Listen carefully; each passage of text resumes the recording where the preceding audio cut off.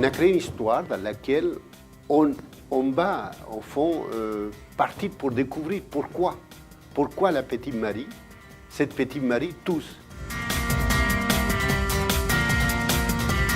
Tout s'est fait dans la joie, dans le bonheur d'écrire ensemble, de retravailler les textes, de retravailler les dessins parfois.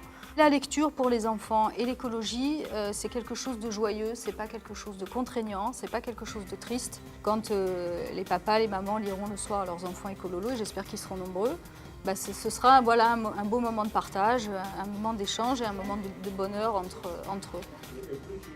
Ça a surtout été la rencontre avec Victor et Christine qui m'a décidé à partager cette aventure.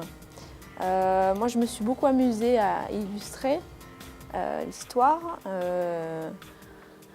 On a réuni nos imaginaires. L'histoire, c'est la pollution de l'air. Comment on peut, quelque chose qui est si complexe que la pollution de l'air, les mettre en mots faciles et en même temps que tous les scientifiques qui sont autour de ce livre aussi, ils nous disent oui, vous pouvez y aller.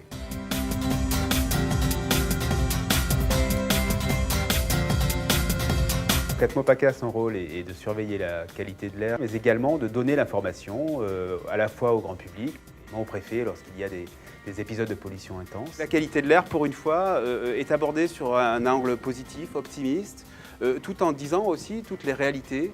Ces réalités étant bien sûr les enjeux de la qualité de l'air, les enjeux vis-à-vis de la santé, mais aussi une forme de combat contre le fatalisme un petit peu ambiant qui consiste à dire finalement la pollution, c'est le fait de notre activité moderne. Et c'est vrai que les enfants, vous le verrez, vont chercher des solutions. Et je crois qu'intérieurement, ça nous interroge tous sur finalement la façon dont la qualité de l'air, mais aussi sur l'environnement, nous pouvons contribuer, soit par notre action, soit de façon collective en nous regroupant pour effectivement faire en sorte que les choses s'améliorent.